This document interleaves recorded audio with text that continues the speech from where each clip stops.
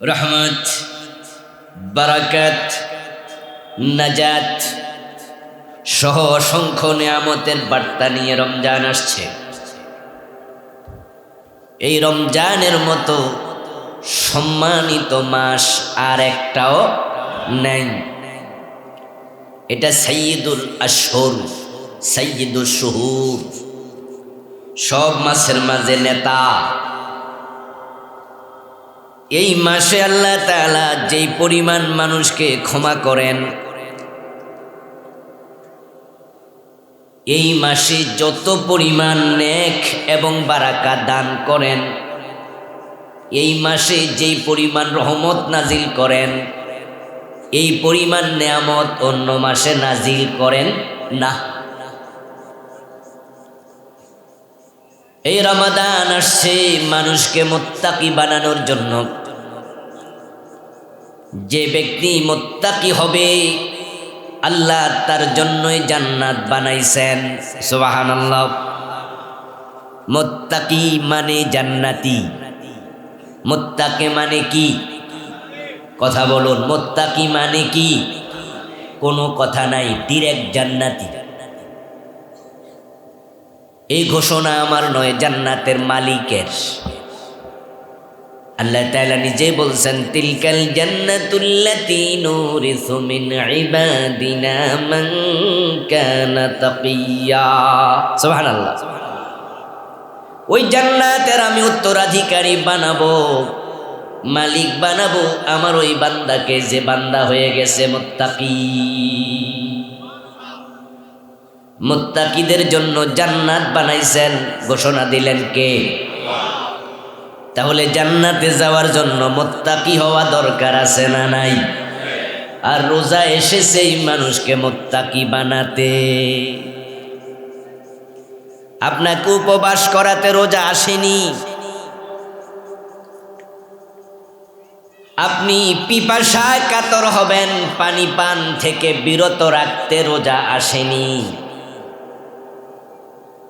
যারা উপবাসের নাম রোজা রেখেছে তারা ভুল করছে। আল্লাহ পাক রব্বুল আলামিন বলতেছেন, ইয়া আইয়ুহাল্লাযীনা আমানু, ও ঈমানদারেরা, কুতিবা আলাইকুমুস সিয়াম, তোমাদের উপর রোজা ফরজ করা হলো, কামা কুতিবা আলাল্লাযীনা মিন ক্বাবলিকুম, যেমনি ভাবে তোমাদের পূর্ববর্তীদের উপরে ফরজ করা হয়েছিল, লাআল্লাকুম তাত্তাকুন, কারণ হলো আশা করা যায় রোজার মাধ্যমে তোমরা মুত্তাকি হতে পারবে। সুবহানাল্লাহ। তাহলে রোজা এসেছে মুত্তাকি বানানোর জন্য। যারা এক মাস রোজা রেখেছে কিন্তু মুত্তাকি হতে পারে নাই, তাহলে বোঝা গেল তাদের রোজা উপবাস হয়েছে, আর কোনো কাজে লাগে নাই। উদ্দেশ্য পূর্ণ না করলে বস্তু মূল্যহীন হয়। যিনি ঘড়ি বানিয়েছেন তিনি বানাইছেন সময় দেখানোর জন্য। যদি ঘড়ি সময় না দেয়, ঘড়ি ডাস্টবিনে ফেলে দেয়া হয়। যিনি মোবাইল বানাইছেন দূরের কথা, বিনা তারে পৌঁছানোর জন্য, কাছ থেকে দূরে, দূর থেকে কাছে। মোবাইল যদি কথা ট্রান্সফার না করে তাহলে মোবাইলটা ডাস্টবিনে ফেলে দেয়া হয়। মাইক বানাইছে ছোট আওয়াজ বড় করার জন্য। যদি মাইকে কাজে না লাগে এটা ফেলে দেয়া হবে অকেজু। গাড়ি বানাইছে তাড়াতাড়ি মানুষকে দূরে পৌঁছিয়ে দেওয়ার জন্য। ওই গাড়ি যদি স্টার্ট দিলে না চলে, দূরে নিতে না পারে, এই গাড়িটাকে মানুষ কেজি দরে বিক্রি করে দেয়, স্ক্র্যাপ হয়ে যায়, বাতিল। উদ্দেশ্য পূরণে ব্যর্থ জিনিসের দাম নাই। যে ব্যক্তির রোজা তাকে মুত্তাকি বানাতে পারে নাই, বুঝতে হবে আল্লাহর কাছে তার রোজার মূল্য এক পয়সাও নেই। জীবনে 30 বছর, 50 বছর, 80 বছর রোজা রেখেছেন, কিন্তু আপনি মুত্তাকি হতে পারেন নাই, আপনার পুরা জীবনে সবগুলা রোজা ব্যর্থ। قال النبي صلى الله عليه وسلم كم من صائم ليس له من صيامه إلا الظمأ وكم من قائم ليس له من قيامه إلا السهر। যেই নবী সাল্লাল্লাহু আলাইহি ওয়াসাল্লাম আমাদের রোজা রাখতে শিখাইছেন, তিনি বলতেছেন এমন অনেক রোজাওয়ালা আছে যাদের রোজা উপবাস ছাড়া আর কিছুই নয়। এমন অনেক তাহাজ্জুদওয়ালা তারাবিওয়ালা আছে যাদের তাহাজ্জুদ, যাদের তারাবি রাতের ঘুম নষ্ট ছাড়া আর কিছুই নয়। এটা রোজা নয়, এটা ঘুম নষ্ট, উপবাস আর কিচ্ছু না। আপনাকে আমাকে ক্ষুধায় কষ্ট দিয়া, পিপাসায় কাতর করে আল্লাহর কি লাভ? কে কত লম্বা রোজা রাখলো, কত কষ্ট পাইলো, তা দেখে আল্লাহর লাভটা কি? আল্লাহ আমাদেরকে তো ভালোবাসেন, আর ভালোবাসার পাত্রকে কেউ কষ্ট দিয়া মজা পায় না, এটাই নিয়ম। তো আমরা ক্ষুধায় কষ্ট পাবো, পিপাসায় কষ্ট পাবো, আল্লাহ এটা দেখে মজা পাবে, এটা হয় কেমনে?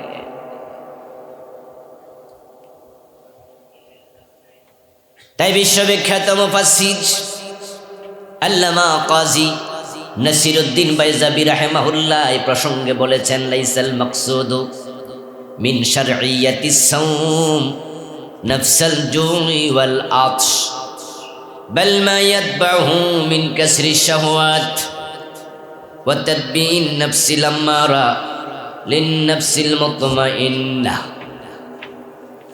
فإذا لم يحصل ذلك لا ينظر الله إليه نظر القبول।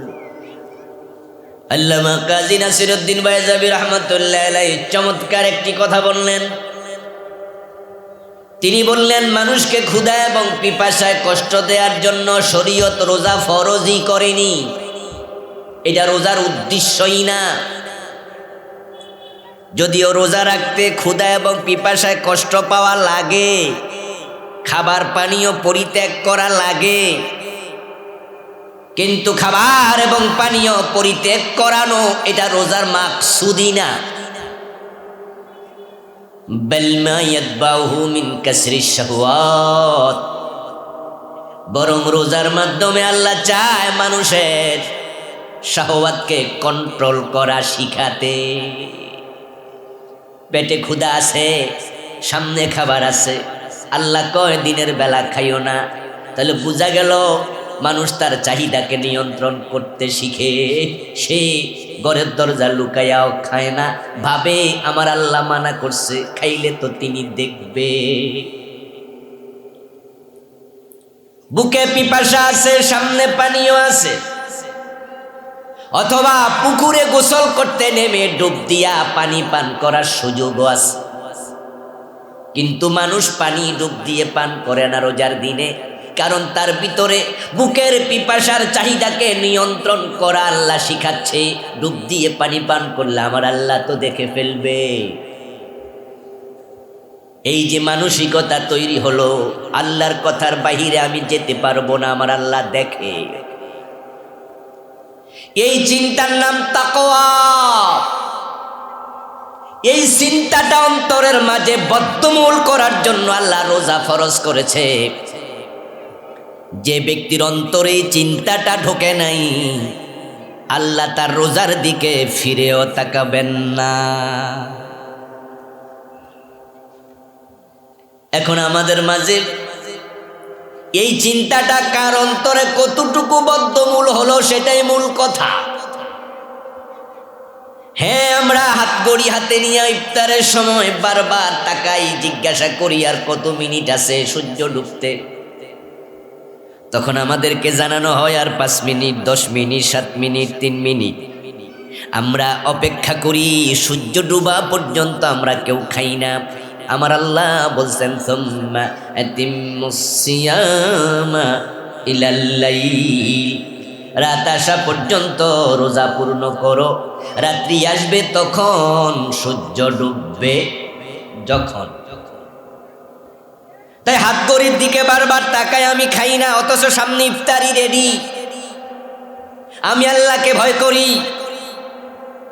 এখন আপনার কাছে আমার প্রশ্ন, যে পানীয় সামনে আছে আপনি পান করছেন না, এই পানি পান করা, এই পানিটা কি হারাম? এটা কি মদের মতো? এটা হালাল না হারাম? তো খান না কেন? আল্লাহ মানা করছে। বস্তু কিন্তু হারাম না, বস্তুটা হালাল। আপনার ইফতারিগুলো সবগুলো হালাল, খান না কেন? আল্লাহ মানা করছে। আল্লাহ মানা করার কারণে হালাল বস্তু আপনি খান না, আপনি মুত্তাকি, আপনি আল্লাহকে ভয় করেন। এই পানিটা খাওয়া হারাম কতক্ষণ? 14 ঘন্টা 15 ঘন্টা।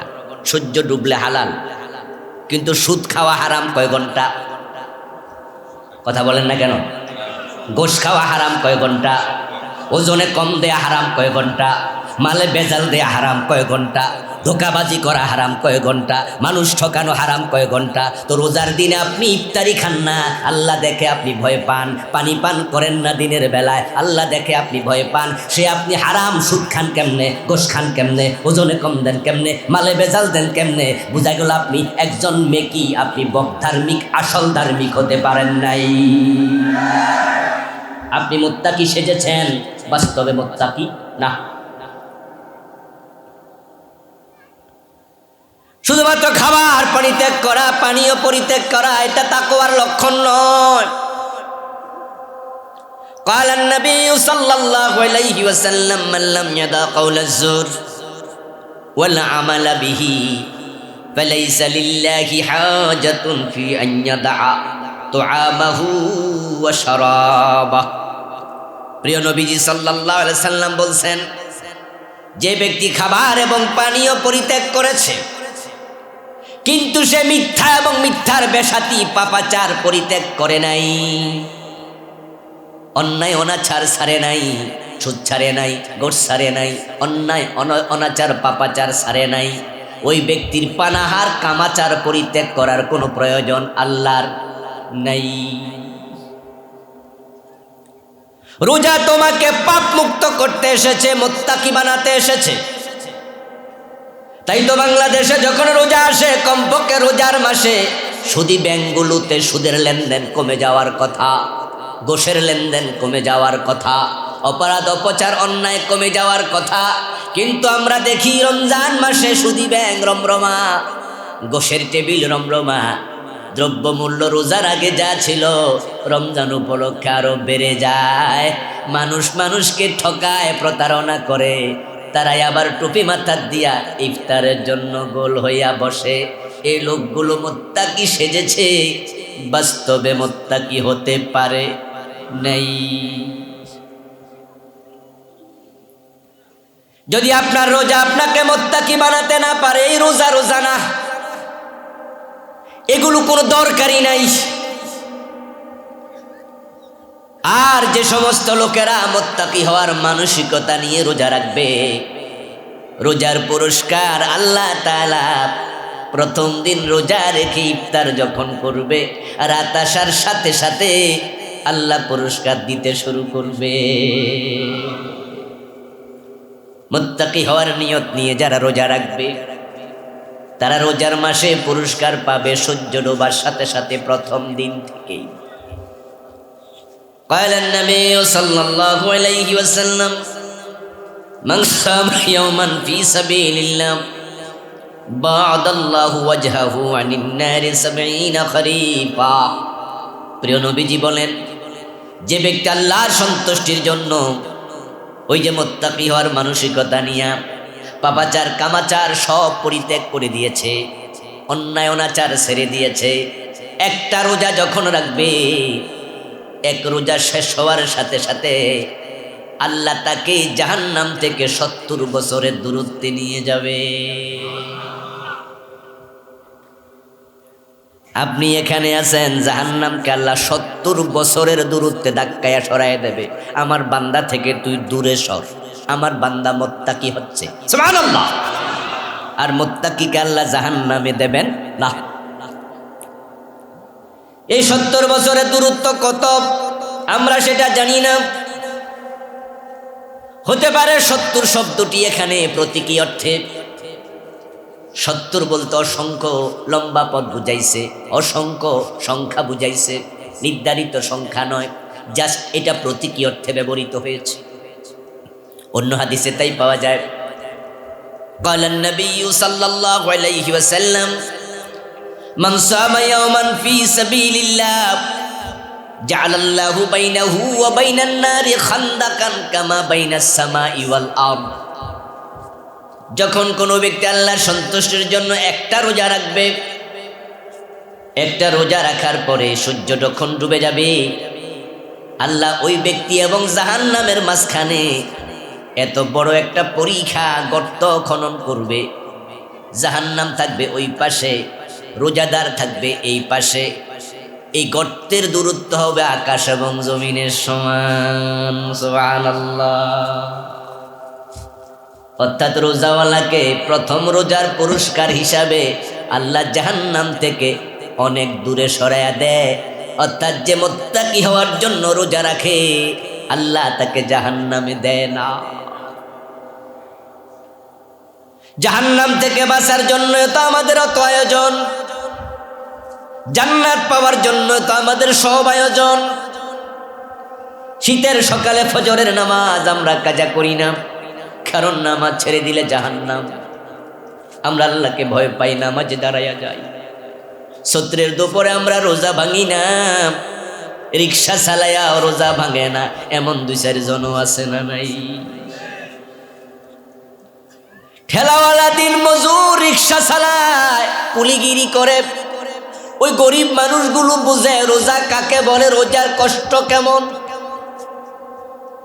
রিক্সার হাতলে হাত রেখে, ফেডেলে পা রেখে যখন রিক্সা চাপ দেয়, তখনই নিজের গেঞ্জিটা ঘামে ভিজতে শুরু করে। 2-4 ঘন্টা পরে ঘামের কারণে বুকটা পিপাসায় চোঁচো করতে থাকে, ক্ষুধায় পেট ফো করতে থাকে, কিন্তু তারপরেও রোজা ভাঙে না। আল্লাহর এমন 2-4 জন বান্দাও আছে। উদ্দেশ্য হলো রোজা রাখবো, আল্লাহ জাহান্নাম থেকে বাঁচাবে। রোজা ভাঙলে জান্নাত মিস হয়ে যাবে। জান্নাত পাওয়ার জন্য, জাহান্নাম থেকে বাঁচার জন্য আমাদের সব আয়োজন। যদি তুমি রোজা রাখো, প্রথম দিনের পুরস্কার আল্লাহ তোমাকে জাহান্নাম থেকে আকাশ এবং জমিনের দূরত্বে সরাইয়া দেবে। قال النبي صلى الله عليه وسلم إذا أقبل رمضان إذا دخل رمضان نادى مناد من السماء يا باغي الخير أقبل ويا باغي الشر أقصر ولله عتقاء فيه من النار وذلك كل ليلة। প্রিয় নবী সাল্লাল্লাহু আলাইহি ওয়াসাল্লাম বলছেন, রমজান মাস যখন আগমন করে, যখন চাঁদ উঠে যায় রমজানের, তখন আকাশ থেকে একজন ঘোষক ঘোষণা করে, বলে, ও কল্যাণকামী, তুমি কল্যাণের দিকে দৌড় মারো। আকাশে রহমতের দরজাগুলো খুলে গেছে। ফুতিহাত আবওয়াবুর রাহমা, ফুতিহাত আবওয়াবুল জান্নাহ। রহমতের যত দরজা আছে খুলে দেয়া হলো, জান্নাতের সবগুলো দরজা খুলে দেয়া হলো। ও কল্যাণকামী, তুমি কল্যাণের দিকে দৌড় মারো। আকাশ থেকে এত বেশি পরিমাণ রহমত রমজান মাসে নাজিল হয়, এমন রহমত অন্য কোনো মাসে নাজিল হয় না। ওয়া বাগিয়া শাররে আকসির, ও কল্যাণকামী গুনাহগার, তুমি থেমে যাও, থেমে যাও। রমজান মাসেও তুমি সুদের কারবার করবা, তোমার কিসের রোজা? সুদে টাকা লাগায়া তারপরে পরিবার চালায়, সংসার চালায়, এমন কিছু মানুষ এই ফেনী জেলায়ও আছে না নাই? 2-1 জন আজকের মাহফিলে থাকার সম্ভাবনাও আছে না নাই? যারা সুদে টাকা লাগায়া বসে রাখছেন, এই যে রমজান আসতেছে কয়দিন পরে, রমজান মাসে কি সুদ খাবে না? ওই টাকাটাকে স্টপ থাকবে তো হে তো সুদও খাইব, রোজাও রাখবো। যারা বিভিন্ন অফিসে ঘোষ খায়, রমজান আসার কারণে কোনো ঘুষখোর অফিসার রমজানের কারণে ঘুষ খাওয়া বন্ধ করে দিছে, এমন অফিসার বাংলাদেশে কয়জন আছে? কয়জন আছে? বাংলাদেশে যদি 1 লক্ষ অফিসার ঘুষ খায়, আমি তো মনে করি রমজানে 1 লক্ষর মাঝে 1 লক্ষই ঘুষ খাবে। ওখান থেকে রমজানের কারণে ঘুষ ছেড়ে দেবে এমন সম্ভাবনা খুব কম। আর যেই ছাড়বে সে রমজানের কারণেই ছাড়বে না, সে পুরা জীবনের জন্যই ছাড়বে। ব্যাপারটা এমন হবে না যে রোজার পর আবার খামু। অফিসে ঘুষ চলবে, আবার সে রোজাও রাখবে। ওজনে কম দেয় যারা, তারাও দেবে। মালে ভেজাল যারা দেয়, তারাও দেবে। বাবা মা মরে গেছে 10 বছর আগে, বোনের সম্পদটা এখনো দেয় নাই। রোজার মাসের আগে বোনের সম্পদ দিয়া দেবে। ও বোন, তোর সম্পদ তো নিয়ে যা, আমি আর রাখবো না। এমন রোজাওয়ালা ভাই সমাজে কয়জন পাওয়া যাবে? সম্পদ ধরে রাখবে। তা আমাদের অবস্থা কি হলো? আমাদের অবস্থা হলো রোজাও আছে, অন্যায় সমান তালে চলছে। এই যে প্যান্ডেল বানানোর জন্য এখানে অনেকগুলো বাঁশ মাটির মাঝে কালকে থেকে গাঁথা শুরু করছে। আজকে সকাল থেকে দুপুর পর্যন্ত কত কষ্ট করে গাঁথছে।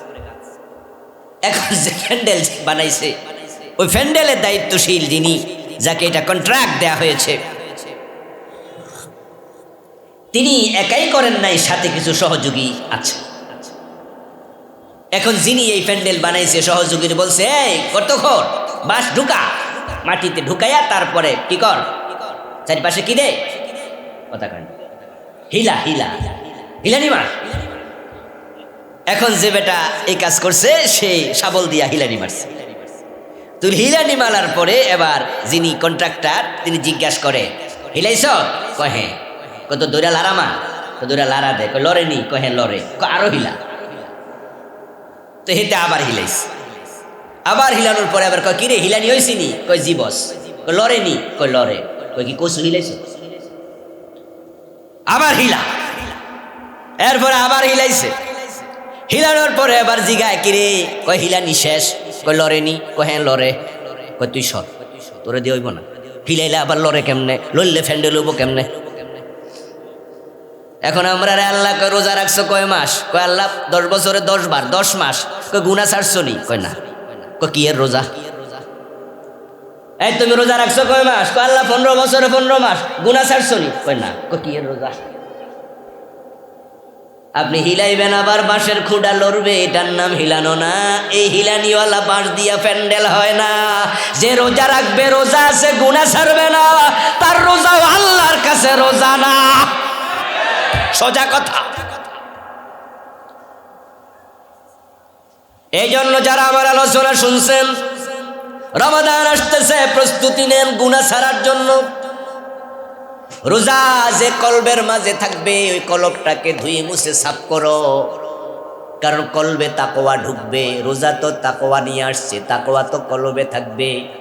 রাসূলুল্লাহ সাল্লাল্লাহু আলাইহি ওয়াসাল্লাম তাকওয়া প্রসঙ্গে আলোচনা করতে গিয়ে বুকের দিকে ইশারা করে 3 বার বলেছেন, আত-তাকওয়া হাহুনা, আত-তাকওয়া হাহুনা, তাকওয়া হাহুনা। তাকওয়া কলবে থাকে।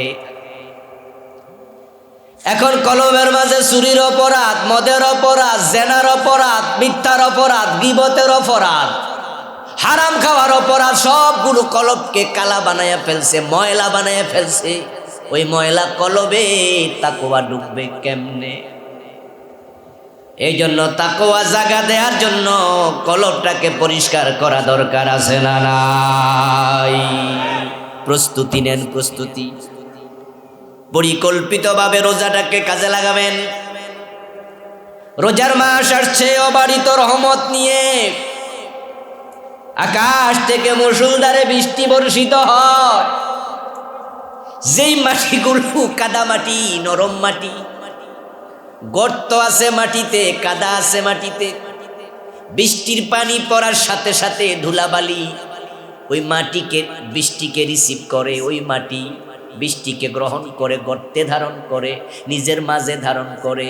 কিন্তু যেখানে পাহাড় আছে, পাহাড়ের মাঝে বড় বড় পাথর আছে, ওই পাথরের উপরও বৃষ্টি পড়ে, কিন্তু পাথর বৃষ্টির পানি ধারণ করার ক্ষমতা তার নাই, কারণ সে শক্ত।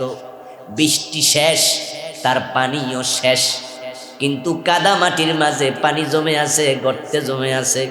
ঠিক রমজানের রহমত আসবে, যাদের অন্তর নরম পরিচ্ছন্ন, রহমত তারা ধরে রাখতে পারবে। আর যাদের কলব পরিচ্ছন্ন, শক্ত কলব, রমজানের রহমত শেষ, রমজান মাস শেষ, তাদের রহমত পাওয়াও শেষ।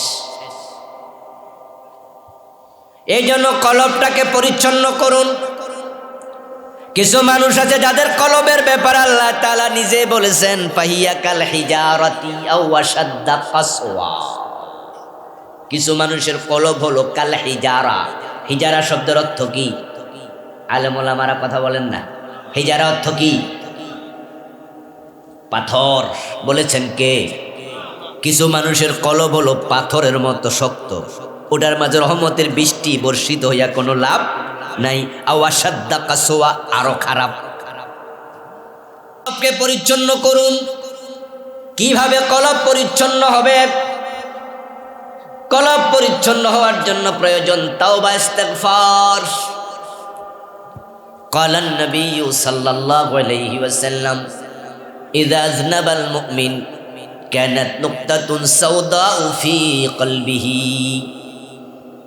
প্রিয় নবী সাল্লাল্লাহু আলাইহি ওয়াসাল্লাম বলছেন, মানুষ যখন অপরাধ করে, কোনো মুমিন যখন গুনাহ করে, তখন তার কলবের মাঝে একটা কালো দাগ পড়ে যায়। দুটা গুনাহ করলে দুটা, তিনটা করলে তিনটা।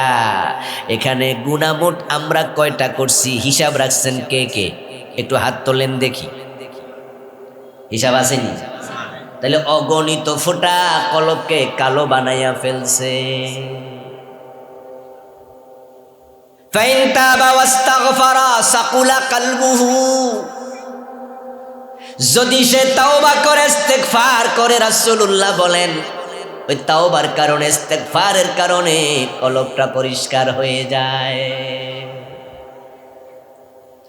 এই জন্য আপনারা রমজান আসছে, যে যত গুনাহ আমরা করেছি ওই গুনাহ থেকে আল্লাহর কাছে তাওবা ইস্তিগফার করা দরকার আছে না নাই?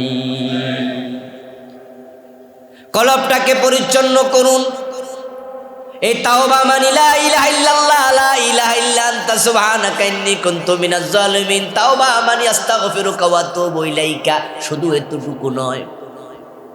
তাওবা মানে মুখে বলবেন আমি তাওবা করলাম, এটার নাম প্রকৃত তাওবা নয়। তাওবা মানে হলো, প্রথমে হলো যে অপরাধগুলো করেছেন সেগুলোর জন্য লজ্জিত হবেন আল্লাহর কাছে। প্রথমে লজ্জিত হবেন, স্বীকৃতি দেবেন, তারপরে এবার সিদ্ধান্ত জানাবেন, আল্লাহ ওই গুনাহ আমি আর জীবনে কোনোদিন করব না। এবার আপনি ক্ষমা চাইবেন, এটার নাম হলো তাওবা। এখন গুনাহ করার চিন্তা মাথায় আছে, কোটিবার আতুবু ইলাই বললে তাওবা হবে না। তাই যে অপরাধের সাথে আপনি আছেন সেই অপরাধ আজকে ছেড়ে দিতে হবে।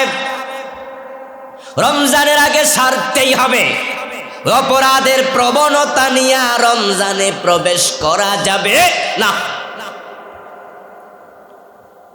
এই রমজান পেয়েছেন জীবনে অনেক দিন, কিন্তু পরিকল্পিতভাবে রমজান সেলিব্রেট না করার কারণে রমজান থেকে কিছুই পান নাই। এমন অনেক রোজাওয়ালাও আছে, রমজানের আগের জীবন যেমন, রমজানের পরের জীবন হুবহু তেমন, কোনো পরিবর্তন হয় নাই। বুঝতে হবে রোজা তার জীবনে কোনো কাজে লাগে নাই। রোজা কবুল হলো কিনা বুঝবেনটা কিভাবে? হজ কবুল হলো কিনা বুঝবেন কিভাবে? সালাত কবুল হলো কিনা বুঝবেন কিভাবে? উত্তর একটাই, যদি রোজা কবুল হয় বুঝতে হবে অপরাধ প্রবণতা থাকবে না, কমে যাবে। হজ কবুল হয়, হজের আগের জীবন পরের জীবনের মাঝে পার্থক্য তৈরি হওয়া লাগবেই। সালাত কবুল হয়, ইন্নাস সালাতা তানহা আনিল ফাহশাই ওয়াল মুনকার, তার প্রভাব জীবনে লাগবেই। গুনাহ পরিত্যাগ করার প্রবণতা তৈরি হবে। যদি এগুলো না হয় আপনার সালাত, সাওম, হজ সবটা ব্যর্থ। এই রোজার মাসটাকে আমরা উত্তমভাবে কাজে লাগাতে চাই। কিভাবে কাজে লাগালে রোজাটা ফলপ্রসূ হবে এ বিষয়ে আপনি কিছু পরামর্শ আমার থেকে আজকে পাবেন। আমি আপনাদের জন্য 20টা পরামর্শ নিয়ে এসেছি। যাদের কাগজ কলম আছে প্রয়োজনে লিখে নেবেন। কাগজ কলম নাই, মোবাইলে লিখার অপশন আছে, মোবাইলেও লিখতে পারেন। যদি ভিডিও অডিও করার সুযোগ থাকে করে নিতে পারেন। তারপরে রমজান মাসে 20টার কোনোটা ছুটে গেল কিনা একটু রিভিউ করবেন। এই পরামর্শগুলো যদি আপনার কাছে মনে হয় গ্রহণযোগ্য তাহলে গ্রহণ করবেন। আশা করি এই পরামর্শের আলোকে রমজান যদি আমরা পালন করি, এই রমজান আমাদের মুত্তাকি বানাবে ইনশাআল্লাহ। এই পরামর্শগুলোর নাম দিলাম আমি রমাদান প্ল্যান, রমাদান পরিকল্পনা। 1 নাম্বার, আমরা যারা কোরআন পড়তে পারি না, এই রমাদানে অবশ্যই কোরআন পড়ার সময় দিতেই হবে। প্রথম কাজ, রোজা এসেছে কোরআন নাজিল হওয়ার মাধ্যমে। এই রোজা 30 দিনের রোজা রমাদান, আগেকার কোন উম্মতের উপরে ফরজ ছিল না, এমন বক্তৃতা দিয়েছেন অনেক মুফাসসির।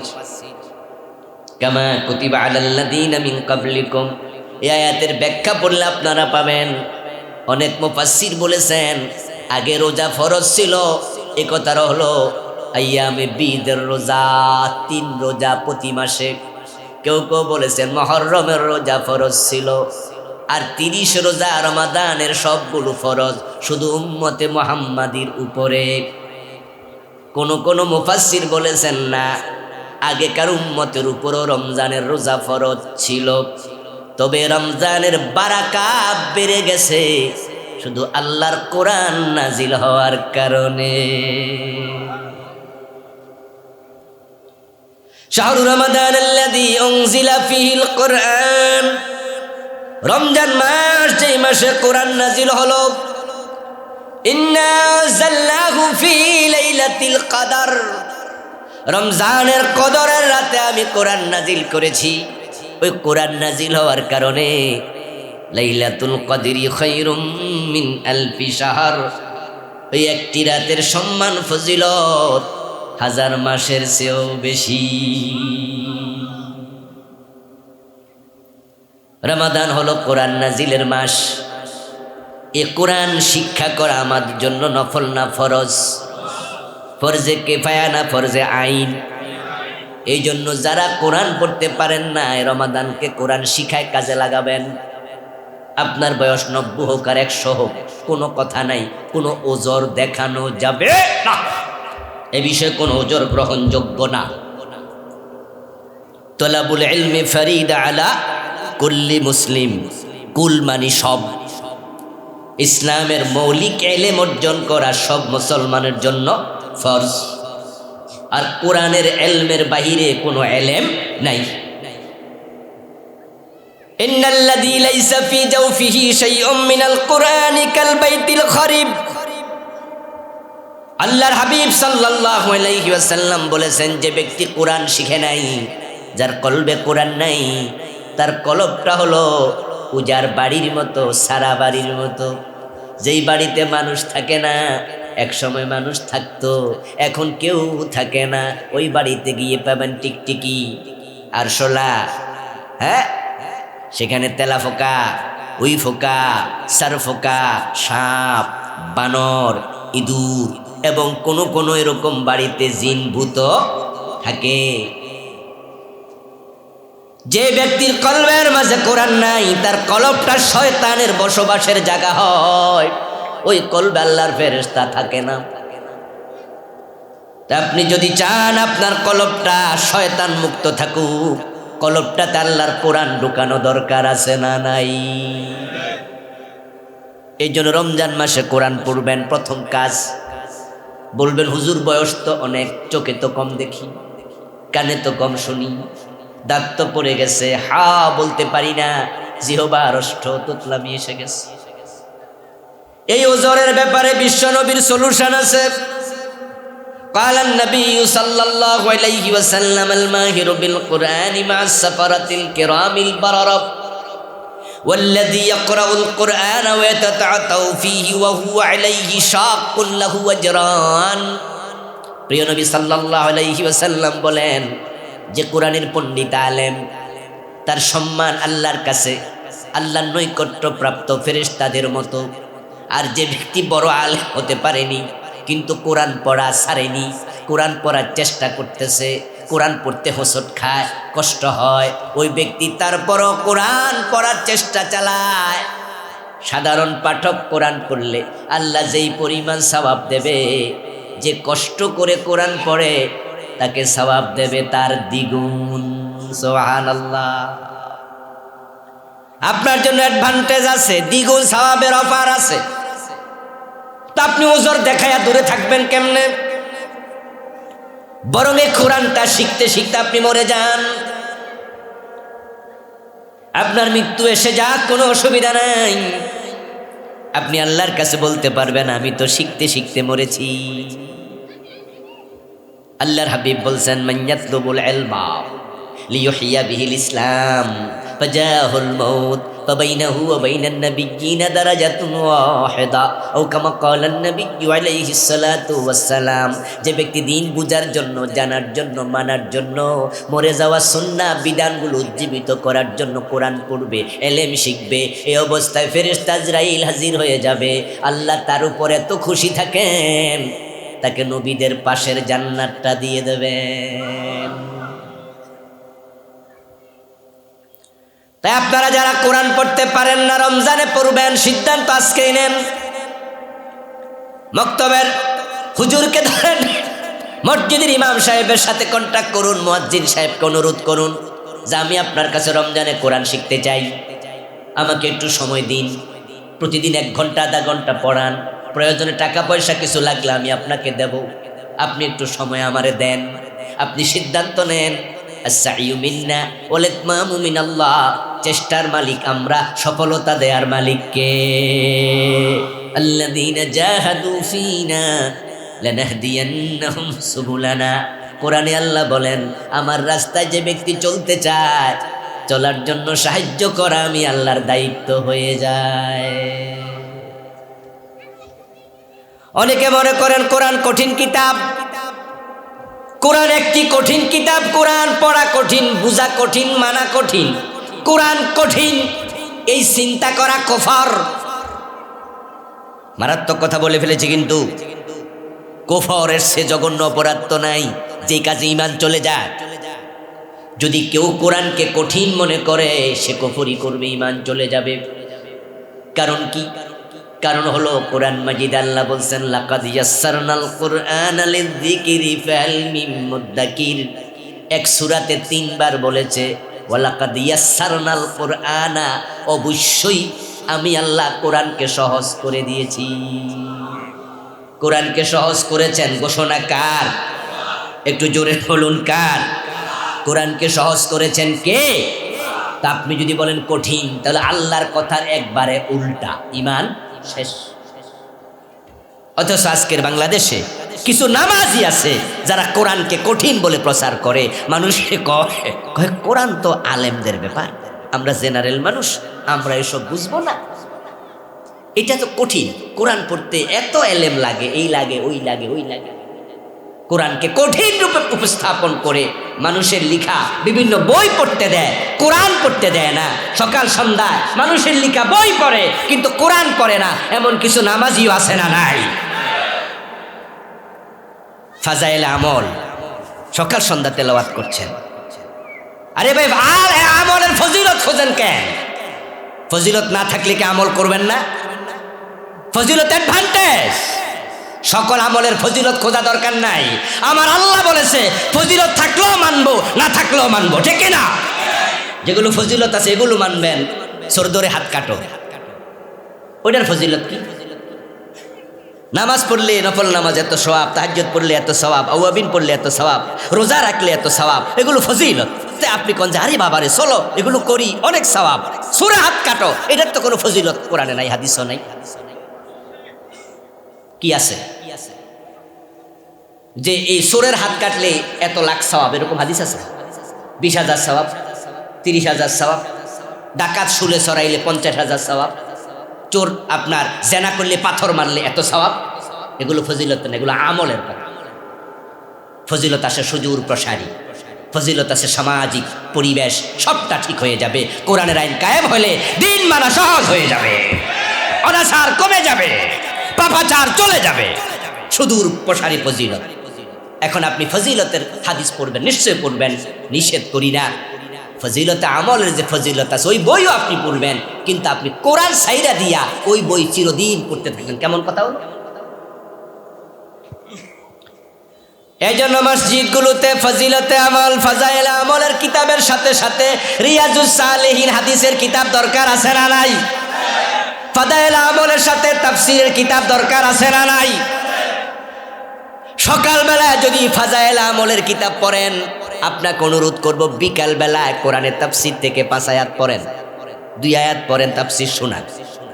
একদিন হাদিস পড়েন, আরেকদিন কোরআন পড়েন, আরেকদিন তাফসীর পড়েন, আরেকদিন ফাজাইল আমলের কিতাব পড়েন, অসুবিধা নাই। কিন্তু আজীবন একটা ধরছেন, কোরআন হাদিসের দ্বারের কাছে যান না, তাহলে বুঝতে হবে আপনার কাছে তাফসীর থেকে, কোরআন থেকেও ফজিলতের কিতাবের দাম বেশি। এটা তো ইসলামের মূল সমজ নয়। আবার বন্ধু, কোরআনটাকে সিলেবাসে 1 নম্বরে নেবেন। আল্লাহর কোরআন যারা পড়তে পারেন তারা সৌভাগ্যবান মানুষ। রমজান মাসে কোরআন তেলাওয়াত, সুবহানাল্লাহ, বিশাল ব্যাপার। নরমালি 1 অক্ষর পড়লে 10টা সওয়াব হয়। মান কারা হারফাম মিনাল কোরআনে ফালাহু আশরু হাসানাত। কোরআন থেকে 1 অক্ষর পড়লো 10 নেকি। এখন রমজান মাসে যখন কেউ পড়বে, 1 70 নেকি হয়ে যাবে। শুধু 70 না, 700 নেকি হয়ে যাবে। শুধু 700 না, ওয়াল্লাহু ইউদাইফু লিমান ইয়াশা। কি পরিমাণ নেক আল্লাহ বৃদ্ধি করবেন আল্লাহ ছাড়া কেউ জানে না। রমজান তো বারাকাতের মাস, প্রবৃদ্ধির মাস। মান আদ্দা ফীহি ফারিদা কানা কামান আদ্দা 70 ফারিদা ফী মান সাওয়াহু। মান তাকাররাবা ফীহি বিখাসলাতিন মিনাল খায়র কানা কামান আদ্দা ফারিদাতান ফী মা সাওয়াহু। রমজানে একটা নফল কাজ করবেন, অন্য মাসে ফরজের সমান সওয়াব পাবেন। রমজানে একটা ফরজ আমল করবেন, কমপক্ষে 70টা ফরজের সওয়াব আরো আল্লাহ বাড়ায়া দেবে। একবার বিসমিল্লাহির রহমানির রহিম পড়লে নেকি হয় 190টা, কারণ এখানে অক্ষর আছে 19টা। এই রমজান মাসে যদি বিসমিল্লাহটা পড়েন তাহলে 70 দিয়ে পূরণ দেন, কত সওয়াব হবে এটা কমপক্ষে। এখন রমজানে যারা কোরআন খতম করবেন, কোরআনের মাঝে কত হাজার হাজার হরফ আছে, অক্ষর আছে। আপনারা আমলনামায় ভাবেন তো কি পরিমাণ সওয়াব যোগ হচ্ছে। আর আপনারা যারা কোরআন শিখতে পারেন নাই, এ বিশাল ফজিলত থেকে আপনি বঞ্চিত থেকে গেছেন। এই জন্য কোরআন শিখবেন, সহজ কিতাব কোরআন শুরু করে দেন এই রমজানে। যারা কোরআন পড়তে পারেন, এবার তাদেরকে বলছি বিশুদ্ধ হয় কিনা এটা আলেমদের থেকে জেনে নেবেন। কারণ কোরআন তেলাওয়াত শিখা যেমন ফরজ, বিশুদ্ধ তেলাওয়াত করাটাও ফরজ। অশুদ্ধ পড়লে কোরআন লানত করে। এই জন্য কোরআন বিশুদ্ধ পড়বেন। একটা হরফের জায়গায় ভিন্ন হরফ উচ্চারণ করার কারণে কবিরা গুনাহ হয়ে যেতে পারে। শব্দের মাঝে পরিবর্তন হয়ে যায়। শুধু টান আছে, টান দেন নাই, টান নাই, টান দিয়ে দিছেন। এই কারণে কোনো কোনো শব্দ কুফরিও হয়ে যেতে পারে। এই জন্য বিশুদ্ধ তেলাওয়াত শিখবেন। আপনার দায়িত্ব আপনাকে সংশোধন করা। আপনার তেলাওয়াত বিশুদ্ধ হয় কিনা এটার জবাব আল্লাহর কাছে আমি দেব না, আপনারটা আপনাকে দিতে হবে। আপনি ভুল কোরআন পড়লে কোরআন আপনার গজবের বদদোয়া দেবে, ওই বদদোয়া আমার উপর পড়বে না। তাই কোরআনের লানত থেকে বাঁচতে হলে বিশুদ্ধ তেলাওয়াতের বিকল্প। 3 নাম্বার, কোরআনের অর্থ জানতে হবে। কোরআন তো শুধু তেলাওয়াতের জন্য আসে নাই। তাই কোরআনে আল্লাহ তাআলা কি বলেছেন সেটা জানা বান্দার জন্য আবশ্যক। কারণ কোনো বিধান যদি কেউ মানতে হয়, মানা আগে না জানা আগে, তাই জানাটাও ফরজ। তাই কোরআন মাজিদ আল্লাহ কি বলেছেন অনুবাদ পড়া শুরু করে দেন এই রমজানে, অর্থ ব্যাখ্যা পড়া শুরু করে দেন। যারা কোরআন ভালো পারেন প্রতিদিন এক ফারা করে পড়বেন, যেন রমজানের মাঝে কোরআন কমপক্ষে এক খতম। 2 নাম্বার পরামর্শ, ইফতার যথাসময়ে করবেন এবং সম্ভব হলে খেজুর দিয়ে করবেন। রাসূলুল্লাহ সাল্লাল্লাহু আলাইহি ওয়াসাল্লাম বলেন, লা ইয়াজালুন নাসু বিল খাইর হাত্তা আজ্জালুল ফিতরা মা আজ্জালুল ফিতরা। আমার উম্মত কল্যাণের উপরে ততকাল থাকবে সাবেত অটল অবিচল, যতকাল তারা তাড়াতাড়ি ইফতার করবে, যথাসময় ইফতার করবে। সূর্য ডুবার সাথে সাথে ইফতার করা সুন্নাহ, তাই সূর্য ডুবার পরেও আরো বেশি মুত্তাকি গিরি দেখাইয়া বসা থাকা ইফতারের সুন্নাহ না। আপনারা একজন একটু আজানের জবাব দেন।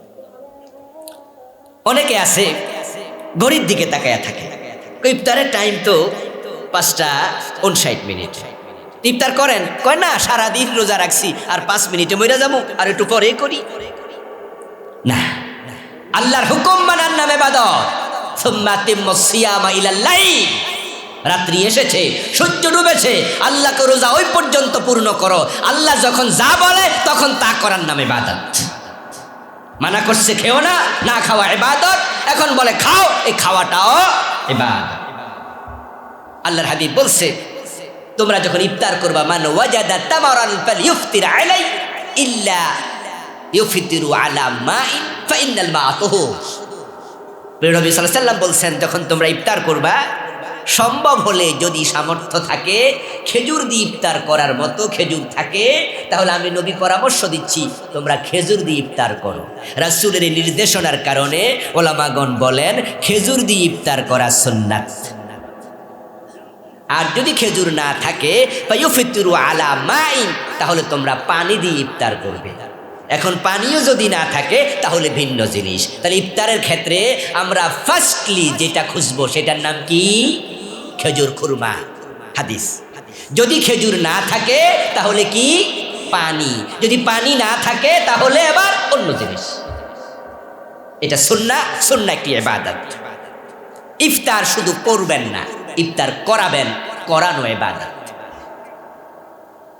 মান ফাত্তারা সায়মান, যে ব্যক্তি কোন রোজাদারকে ইফতার করাবে, কানা মাগফিরাতান লিযুনুবিহি, অন্যকে ইফতার করানোর ফজিলত রাসূল বলছেন 1 নাম্বার ফজিলত, তার আমলনামার গুনাহগুলো আল্লাহ ক্ষমা করে দেবে।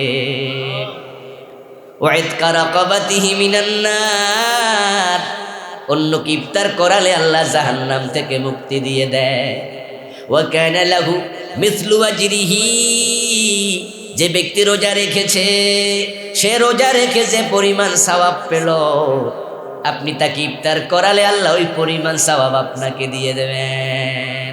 তবে রোজা রেখে সে যে সওয়াব পেয়েছে তার সওয়াব থেকে কোনো কমতি হবে না। অনেকে আছে ইফতার দিলে করে না, ভাই ভাই ধরেন এটি ইফতার, সারাদিন রোজা রাখছি তোমারও সওয়াব দেওয়ার নেই। মানে উনি ভাবছে যে রোজার ইফতার করাইলে সওয়াব নিয়ে যাবে। হ্যাঁ, সওয়াব আপনাকে দেয়া হবে, তবে রোজাদারের সওয়াবের মাঝে কোনো কমতি হবে না। এই জন্য আমরা ইফতার আদান প্রদান করব। গাড়িতে বসে আছেন, ইফতার করার জন্য যাচ্ছেন, ইফতারি হাতে, পাশের জন ইফতার কিনেছে, আপনিও কিনেছেন। এখন আপনি বলেন ভাই আমার খুরমা খেজুর আপনি একটু নেন, আর ও আপনাকে দিল যে আমারটা আপনি নেন। তাহলে এতে করে কি হলো? দুইজন থেকে আমরা সওয়াব নিতে পারলাম। তাআওয়ানু আলাল বিররি ওয়াত তাকওয়া, ভালো কাজে আল্লাহ কয় একে অপরকে সহযোগিতা করো। সুবহানাল্লাহ। ইফতারের পূর্বে দোয়া করবেন। قال النبي صلى الله عليه وسلم ثلاث دعوات لا ترد, 3টা দোয়া ফিরিয়ে দেয়া হয় না। as-saimu hina yuftiru, রোজাওয়ালা যখন ইফতার সামনে নিয়ে দোয়া করে, ওই দোয়া কবুল হয়, আল্লাহ ফিরিয়ে দেয় না। এই জন্য আপনারা বাড়িতে দোয়ার একটা পরিবেশ তৈরি করে ফেলবেন। ইফতার সামনে নিয়ে বসবেন, সন্তানদেরকে সাথে নেবেন, নিজের স্ত্রীকে সাথে নেবেন, মা বাবাকে নিয়ে বসবেন। তখন ইস্তেগফার পড়বেন, দুরূদ শরীফ পড়বেন। একদিন আপনি হাত তুলবেন, অন্যরা আপনার সাথে শরীক হবে, আমিন আমিন বলবে। একদিন আপনার স্ত্রীকে দায়িত্ব দেবেন, আজকে তুমি দোয়া করো, আমরা আমিন বলবো। একদিন বড় ছেলেটাকে দায়িত্ব দেবেন, আর একদিন আপনার কলেজে পড়ুয়া মেয়েটাকে দায়িত্ব দেবেন, মা মনি তুমি আগামীকাল দোয়া করবা। আপনার সন্তানরা দোয়া করতে শিখবে। একদিন হয়তো আপনি থাকবেন না, পরিবারের পরিবেশটা থেকে যাবে। দোয়া সবাই মিলে করবেন। এই জন্য ইফতারের পূর্বে দোয়া কবুল হয়, তখন দোয়ার আপনি পরিবেশ তৈরি করবেন। সাহারি খাবেন শেষ সময়ে, তবে আজান পর্যন্ত দেরি করা ঠিক না। আমি এমনও দেখেছি ফজরের আজান হওয়ার পরও খাইতে থাকে। কয়েকটা হাদিসে আছে যা প্লেটে আছে খাইয়ালো, তা আপনার ওই হাদিসটা কি প্রতিদিনের লাগে রাসূল কইছে? আরে প্লেটে যা আছে আপনি তা খেয়ে নিলেন, যেন অপচয় হয়ে না যায়, তাড়াতাড়ি করে খেয়ে নিলেন। আজান দেবে, আপনি গরিব দিকে তাকায় বুঝতে পারছেন যে 2 মিনিট পরে আজান হবে। বউরে কইলেন যে যেহেতু একটা হাদিস পাইছি, আলেমরা কইছে, তাহলে প্লেটে ভাত বেশি করে দিয়ে দেন। এটা কি রাসূল বুঝাইছে? আল্লাহর সাথে ফাঁকিবাজি চলবে না। এখন আমরা জানি সাহারির শেষ সময় কত, যেহেতু বিষয়গুলো স্পষ্ট, এই জন্য আমরা সাহারি খাওয়ার সময় খেতে খেতে সুবহে সাদেক তুলু হয়ে যায়, এই অবস্থায় পৌঁছানো ঠিক হবে না। ঠিকঠাক মতো সাহারি খেয়ে নেবেন। ফজরের নামাজ জামাতের সাথে পড়ে ঘুমাবেন, এই অভ্যাসটা তৈরি করুন। কারণ যেহেতু সাহারির পর আমাদের ফজরের টাইম হয়ে যায়, যদি আপনি ফজর না পড়ে রেস্টে যান, ফজরের নামাজ কাজা হওয়ার সম্ভাবনা আছে। আমরা তো নরমালি ওয়াক্তিয়া নামাজও আমরা জামাতে তরক করি না, রমজানে তো মোটেও না।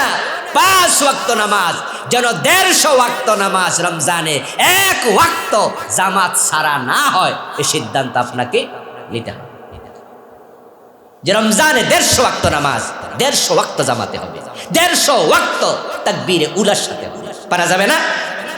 পারা যাবে না? সুন্নাহগুলো খুব গুরুত্বের সাথে রমজান আমল করবেন। জোহরের আগে 4 রাকাত সুন্নাহ, ফজরের আগে 2 রাকাত সুন্নাহ, মাগরিবের পরে 2 রাকাত সুন্নাহ, এশার পরে 2 রাকাত সুন্নাহ। এভাবে বিভিন্ন ওয়াক্তে সুন্নাহ আছে। নিষিদ্ধ সময় নয়, এমন টাইমে বেশি বেশি নফল নামাজ পড়ার অভ্যাস করুন। যেহেতু সাহারি খাওয়ার জন্য উঠতেই হয়, 15 মিনিট আগে উঠলে কি 4 রাকাত তাহাজ্জুদ পড়ার সুযোগ নেওয়া যায় না? সুযোগ নেওয়া যায়, সুযোগ নেওয়া যায়। এই জন্য আমরা কমপক্ষে রমজানে তাহাজ্জুদ মিস করব না। কথিত আছে যে আমাদের সমাজে কেউ তাহাজ্জুদের নামাজ যদি শুরু করে তাহলে সে ছাড়তে পারবে না। এই কথার কোনো ভিত্তি নাই। তাহাজ্জুদ নফল, আপনি যখন সুযোগ পেলেন পড়লেন, কোনোদিন সুযোগ পেলেন না পড়লেন না, শরীর ভালো লাগেনি আজকে পড়লেন না, এতে আপনার কোনো গুনাহ হবে না।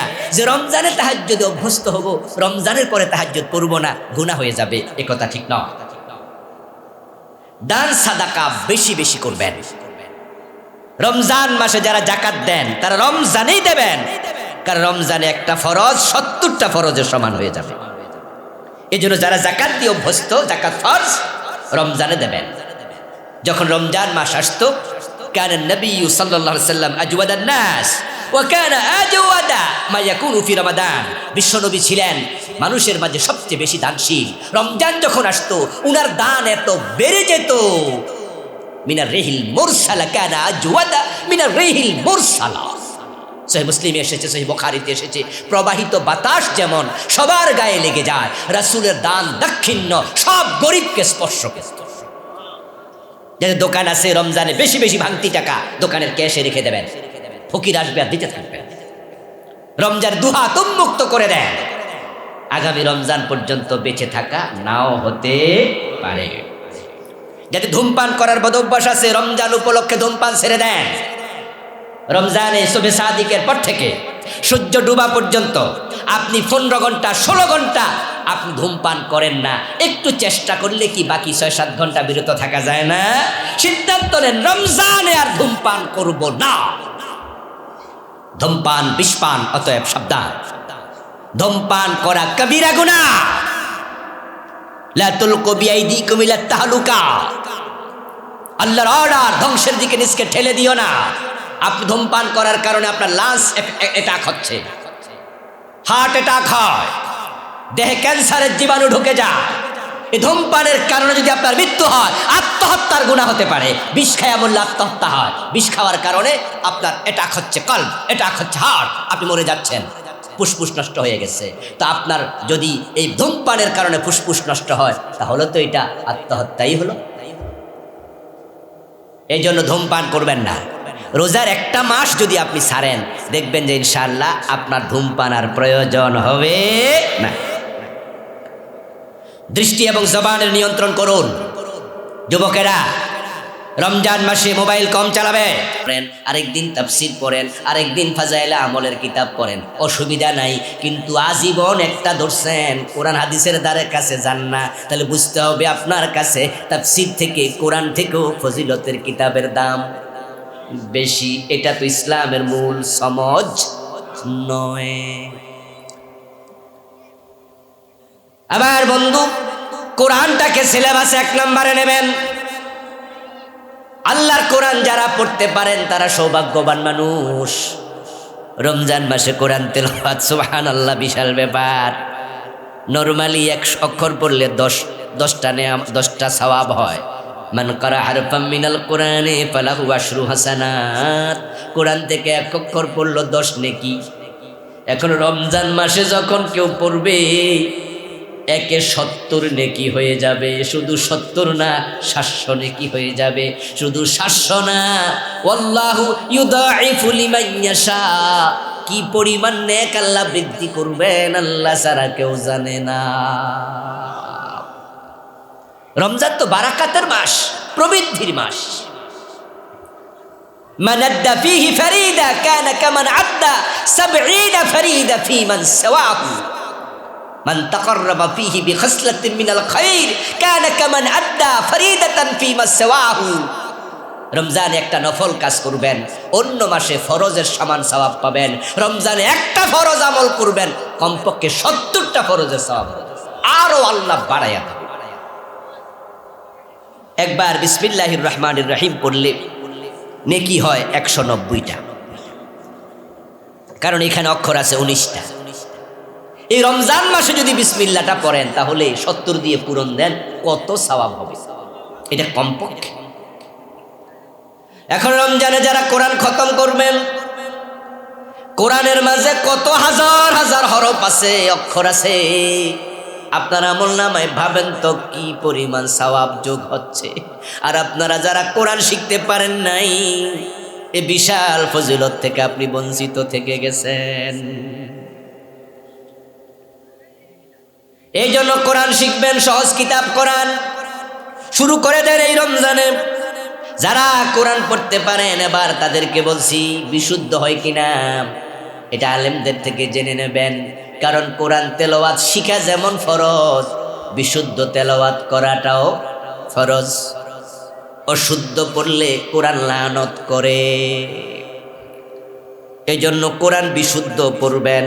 একটা হরফের জায়গায় ভিন্ন হরফ উচ্চারণ করার কারণে কবিরা গুনাহ হয়ে যেতে পারে।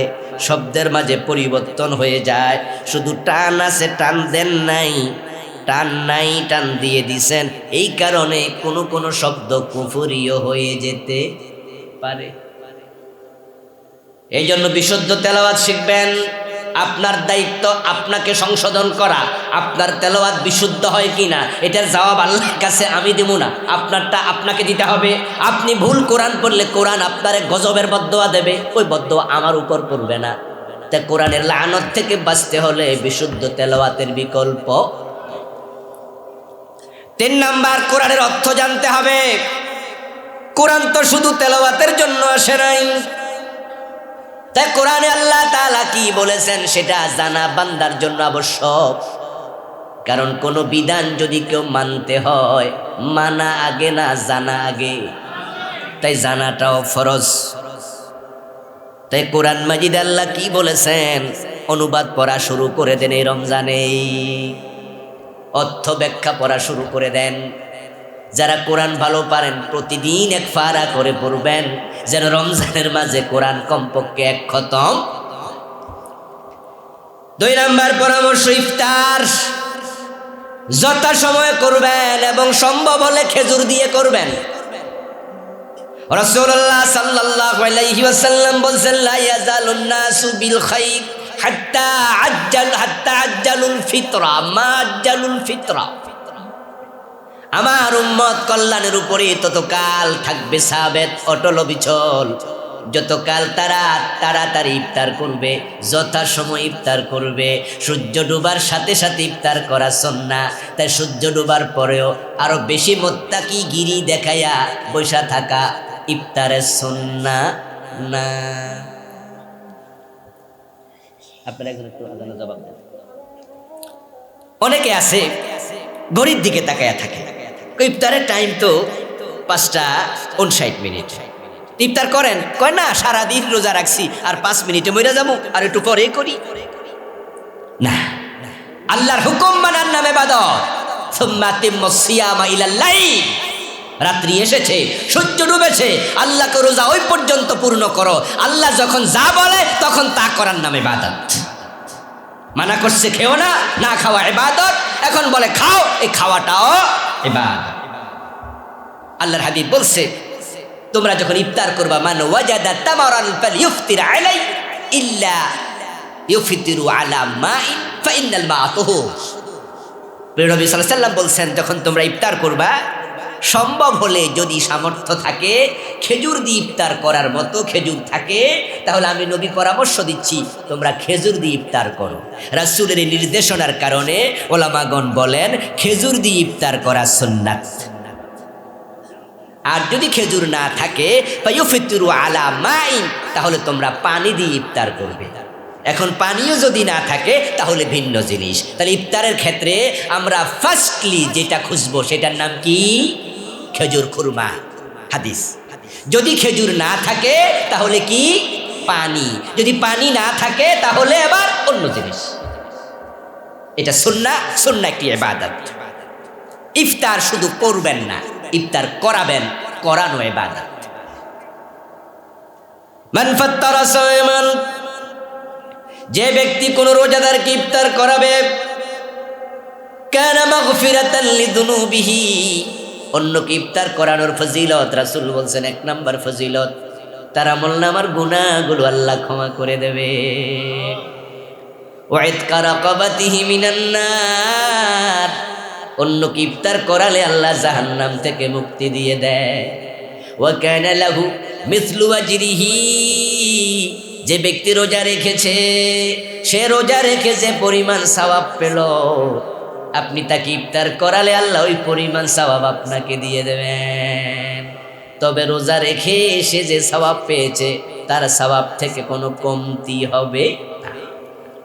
অনেকে আছে ইফতার দিলে করে না, ভাই ভাই ধরেন এটি ইফতার, সারাদিন রোজা রাখছি তোমারও সওয়াব দেওয়ার নেই। মানে উনি ভাবছে যে রোজার ইফতার করাইলে সওয়াব নিয়ে যাবে। হ্যাঁ, সওয়াব আপনাকে দেয়া হবে, তবে রোজাদারের সওয়াবের মাঝে কোনো কমতি হবে না। এই জন্য আমরা ইফতার আদান প্রদান করব। গাড়িতে বসে আছেন, ইফতার করার জন্য যাচ্ছেন, ইফতারি হাতে, পাশের জন ইফতার কিনেছে, আপনিও কিনেছেন। এখন আপনি বলেন ভাই আমার খুরমা খেজুর আপনি একটু নেন, আর ও আপনাকে দিল যে আমারটা আপনি নেন, তাহলে এতে করে কি হলো? দুইজন থেকে আমরা সওয়াব নিতে পারলাম। তাআওয়ানু আলাল বিররি ওয়াত তাকওয়া, ভালো কাজে আল্লাহ কয় একে অপরকে সহযোগিতা করো। সুবহানাল্লাহ। ইফতারের পূর্বে দোয়া করবেন। قال النبي صلى الله عليه وسلم ثلاث دعوات لا ترد, তিনটা দোয়া ফিরিয়ে দেয়া হয় না। as-saimu hina yuftiru, রোজাওয়ালা যখন ইফতার সামনে নিয়ে দোয়া করে ওই দোয়া কবুল হয়, আল্লাহ ফিরিয়ে দেয় না। এই জন্য আপনারা বাড়িতে দোয়ার একটা পরিবেশ তৈরি করে ফেলবেন। ইফতার সামনে নিয়ে বসবেন, সন্তানদেরকে সাথে নেবেন, নিজের স্ত্রীকে সাথে নেবেন, মা বাবাকে নিয়ে বসবেন, তখন ইস্তেগফার পড়বেন, দুরূদ শরীফ পড়বেন। একদিন আপনি হাত তুলবেন, অন্যরা আপনার সাথে শরীক হবে, আমিন আমিন বলবে। একদিন আপনার স্ত্রীকে দায়িত্ব দেবেন, আজকে তুমি দোয়া করো, আমরা আমিন বলবো। একদিন বড় ছেলেটাকে দায়িত্ব দেবেন, আর একদিন আপনার কলেজে পড়ুয়া মেয়েটাকে দায়িত্ব দেবেন, মা মনি তুমি আগামীকাল দোয়া করবা। আপনার সন্তানরা দোয়া করতে শিখবে। একদিন হয়তো আপনি থাকবেন না, পরিবারের পরিবেশটা থেকে যাবে। দোয়া সবাই মিলে করবেন। এই জন্য ইফতারের পূর্বে দোয়া কবুল হয়, তখন দোয়ার আপনি পরিবেশ তৈরি করবেন। সাহারি খাবেন শেষ সময়ে, তবে আজান পর্যন্ত দেরি করা ঠিক না।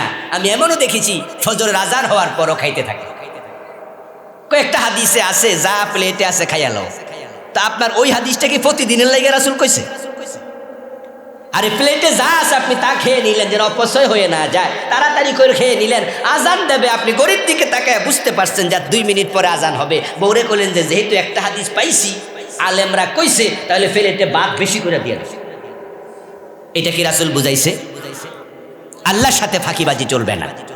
এখন আমরা জানি সাহারির শেষ সময় কত, যেহেতু বিষয়গুলো স্পষ্ট, এই জন্য আমরা সাহারি খাওয়ার সময় খেতে খেতে সুবহে সাদেক তুলু হয়ে যায়, এই অবস্থায় পৌঁছানো ঠিক হবে না। ঠিকঠাক মতো সাহারি খেয়ে নেবেন।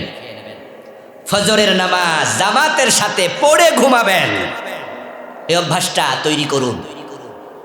কারণ যেহেতু সাহারির পর আমাদের ফজরের টাইম হয়ে যায়, যদি আপনি ফজর না পড়ে রেস্টে যান, ফজরের নামাজ কাজা হওয়ার সম্ভাবনা আছে। আমরা তো নরমালি ওয়াক্তিয়া নামাজও আমরা জামাতে তরক করি না, রমজানে তো মোটেও না। 5 ওয়াক্ত নামাজ, যেন 150 ওয়াক্ত নামাজ রমজানে 1 ওয়াক্ত জামাত ছাড়া না হয়, এই সিদ্ধান্ত আপনাকে নিতে হবে যে রমজানে 150 ওয়াক্ত নামাজ 150 ওয়াক্ত জামাতে হবে, 150 ওয়াক্ত তাকবীরে উলার সাথে হবে। পারা যাবে না? পারা যাবে না? সুন্নাহগুলো খুব গুরুত্বের সাথে রমজানে আমল করবেন। জোহরের আগে 4 রাকাত সুন্নাহ, ফজরের আগে 2 রাকাত সুন্নাহ, মাগরিবের পরে 2 রাকাত সুন্নাহ, ইশার পরে 2 রাকাত সুন্নাহ। এভাবে বিভিন্ন ওয়াক্তে সুন্নাহ আছে। নিষিদ্ধ সময় নয়, এমন টাইমে বেশি বেশি নফল নামাজ পড়ার অভ্যাস করুন। যেহেতু সাহারি খাওয়ার জন্য উঠতেই হয়, 15 মিনিট আগে উঠলে কি 4 রাকাত তাহাজ্জুদ পড়ার সুযোগ নেওয়া যায় না? সুযোগ নেওয়া যায়, সুযোগ নেওয়া যায়। এই জন্য আমরা কমপক্ষে রমজানে তাহাজ্জুদ মিস করব না। কথিত আছে যে আমাদের সমাজে কেউ তাহাজ্জুদের নামাজ যদি শুরু করে তাহলে সে ছাড়তে পারবে না। এই কথার কোনো ভিত্তি নাই। তাহাজ্জুদ নফল, আপনি যখন সুযোগ পেলেন পড়লেন, কোনোদিন সুযোগ পেলেন না পড়লেন না, শরীর ভালো লাগেনি আজকে পড়লেন না, এতে আপনার কোনো গুনাহ হবে না। যে রমজানে তাহাজ্জুদে অভ্যস্ত হব, রমজানের পরে তাহাজ্জুদ পড়ব না, গুনাহ হয়ে যাবে, এ কথা ঠিক নয়। দান সাদাকা বেশি বেশি করবেন। রমজান মাসে যারা জাকাত দেন তারা রমজানেই দেবেন, কারণ রমজানে একটা ফরজ 70টা ফরজের সমান হয়ে যাবে। এই জন্য যারা জাকাত দিয়ে অভ্যস্ত, জাকাত ফরজ রমজানে দেবেন। যখন রমজান মাস আসতো, কানা নবী সাল্লাল্লাহু আলাইহি ওয়াসাল্লাম আজওয়াদান নাস ওয়া কানা আজওয়াদা মা ইয়াকুনু ফি রমাদান। বিশ্বনবী ছিলেন মানুষের মাঝে সবচেয়ে বেশি দানশীল। রমজান যখন আসতো উনার দান এত বেড়ে যেত, মিনার রিহিল মুরসালা, কানা আজওয়াদা মিনার রিহিল মুরসালা। সহিহ মুসলিমে এসেছে, সহিহ বুখারীতে এসেছে, প্রবাহিত বাতাস যেমন সবার গায়ে লেগে যায়, রাসূলের দান দাক্ষিণ্য সব গরিবকে স্পর্শ করত। যাদের দোকান আছে, রমজানে বেশি বেশি ভাঙতি টাকা দোকানের ক্যাশে রেখে দেবেন, ফকির আসবে আর দিতে থাকবেন। রমজান দুহাত উন্মুক্ত করে দেন, আগামী রমজান পর্যন্ত বেঁচে থাকা নাও হতে পারে।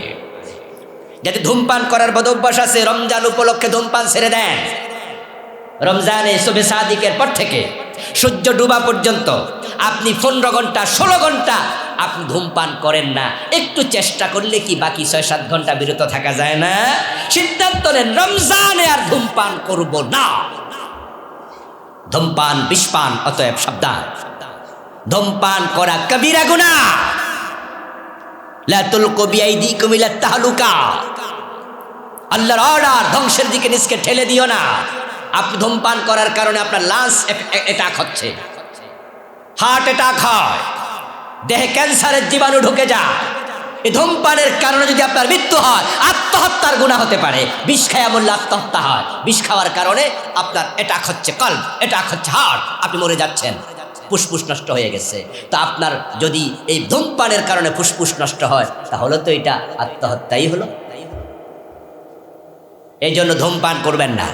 রোজার একটা মাস যদি আপনি ছাড়েন, দেখবেন যে ইনশাআল্লাহ আপনার ধূমপান আর প্রয়োজন হবে না। দৃষ্টি এবং জবানের নিয়ন্ত্রণ করুন। যুবকেরা, রমজান মাসে মোবাইল কম চালাবে, কথা কম বলবেন, জিকির আজকার বেশি করবেন, কোনোভাবে গীবত যেন হয়ে না যায়, সতর্ক থাকবেন। দ্রব্যমূল্য নিয়ন্ত্রণ করুন। যারা ব্যবসায়ী আছেন, রমজান উপলক্ষে আল্লাহর ওয়াস্তে দ্রব্যমূল্য বাড়াবেন না, বাড়াবেন না, বাড়াবেন না। আপনি একা ভালো হয়ে যান, আস্তে আস্তে সমাজ ভালো হবে ইনশাআল্লাহ। আল্লাহ তোমাকে খুশি করার জন্য আমি এই রমজানে দাম বাড়াবো না, এই সিদ্ধান্ত নিই। হোটেল রেস্তোরাঁ বন্ধ রাখুন, নিজে রোজা রাখবেন, বেরোজগারের জন্য রান্না পাক করবেন। কেমনে হয় এটা? রিজিকের মালিক রাজ্জাক। দিনের বেলা হোটেল চালাবেন না, লস হবে না, আল্লাহ রাতের বেলায় পোষায় দেবে ইনশাআল্লাহ। তারাবিতে তেলাওয়াত করবেন ধীরে ধীরে। ইমাম যারা আছেন তাড়াহুড়ো করে তারাবি পড়া যাবে না। মুসল্লিদেরকে বলছি, আপনার মসজিদের ইমাম যদি তাড়াহুড়া করে তারাবির নামাজ পড়ে, বিনয়ের সাথে বলুন, হুজুর আমরা এই তারাবি পড়তে আসিনি, আপনি মেহেরবানি করে ধীরস্থিরভাবে পড়ুন। 5-10 জন প্রতি মসজিদ তৈরি হয়ে যাবেন, একজোট হবেন। ওই 5-7-10 জন একজোট হয়ে হুজুরকে বলবেন। হুজুরকে যদি কেউ বলে হুজুর তাড়াতাড়ি পড়েন, আপনারা প্রতিবাদ করবেন। পারবেন না? হুজুরের মনে ভয়, মুসল্লি কমে গেলে বেতন দেবে কে? তখন আপনারা 10 জন বলবেন হুজুর বেতনের ব্যবস্থা আমরা করবো ইনশাআল্লাহ। নিজেরা প্রয়োজনে 1000 করে 2000 করে দেন। ইতিকাফের পরিকল্পনা করুন। ইতিকাফ রাসূল কখনো ছাড়েননি, আপনি কখনো করেননি, রাসূলের সুন্নাহর সাথে মিল হলো না। জীবনে ব্যস্ততা আসবে, এই জন্য এইবারই ইতিকাফ করবেন। যারা করেন নাই আপনি আজকে সিদ্ধান্ত নেন আমি এইবারই ইতিকাফ করব। আল্লাহ তৌফিক দাও, বলেন আমিন। রাসূল যা কোনোদিন ছাড়ে নাই আর আপনি জীবনে কোনোদিন করেনই নাই, আজীব তো। আরে সুন্নাহ না ফরজ, এ মাসলা জান কেন? রাসূলকে অনুসরণ করবেন না আপনি? তো এখানে কেন অনুসরণ নয়? গ্রামের মসজিদে ইতিকাফকারী পাওয়া যায় না, টাকা দিয়ে ইতিকাফ করানো লাগে, এমন ঘটনাও নাকি আছে? রিক্সাওয়ালারা ধরে, ভাই রিক্সা চালাই 1 মাসে কত পাও? কত? তো 10 দিনে কত? আমরা বিল্লা দিয়ে দিব, তুমি ইতিকাফে বসে। হুজুররা কইছে কোনো একজন ইতিকাফ করলে দায়িত্ব শেষ। না না, এটা নয়। এরকম ভাড়াটিয়ে এনে ইতিকাফ করাবেন।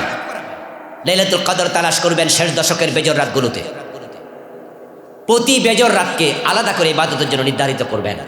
27 তারিখ শবে কদর, এটা নিশ্চিত করে বলার কোনো সুযোগ নাই।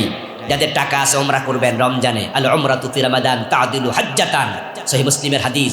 যে রমজানে ওমরা করে আল্লাহ তাকে হজের পরিমাণ সওয়াব দেয়।